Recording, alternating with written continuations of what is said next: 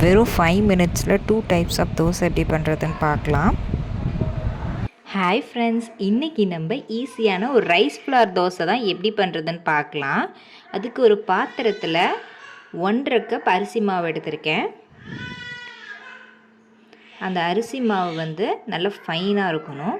1/2 cup ரவை, நம்ம உப்புமாக்கெலாம் use பண்ணுவோம்ல அந்த ரவை தான் 1/2 கப் எடுத்திருக்கேன். 4 கப் தண்ணி எடுத்திருக்கேன்.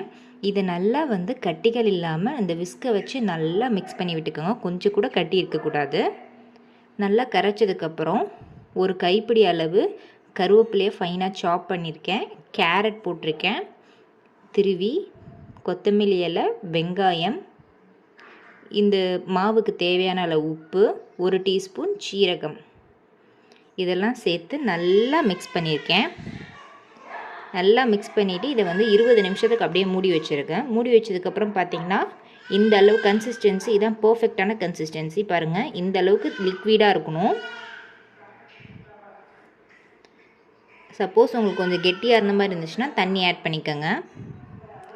இந்த தோசையை ரவா தோசை மாதிரி தான் ஊற்ற போகிறோம். ஸோ அதனால் அவுட் சைட்லேருந்து உள்ளே ஊற்றணும், வெளியிலேருந்து உள்ளே தான். அப்புறம் எங்கெங்கெல்லாம் கேப் இருக்கோ அங்கெல்லாம் மாவு ஊற்றி ஃபில் பண்ணிக்கலாம்.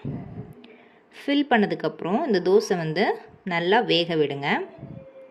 உங்களுக்கு பார்க்கும்போதே தெரியும், அப்படியே நல்லா வேகும், கிறிஸ்பியாக வரும்.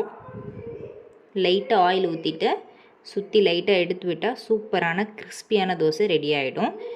மார்னிங் பிரேக்ஃபாஸ்ட்டுக்கும் செஞ்சுக்கலாம், டின்னருக்கும் இந்த ரெசிபி செஞ்சுக்கலாம். ஈஸியான ரெசிபி.